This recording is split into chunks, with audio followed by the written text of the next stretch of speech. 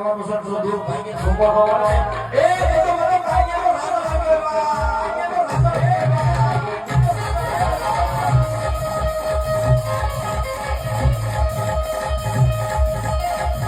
આવા એ જેને પીજે રે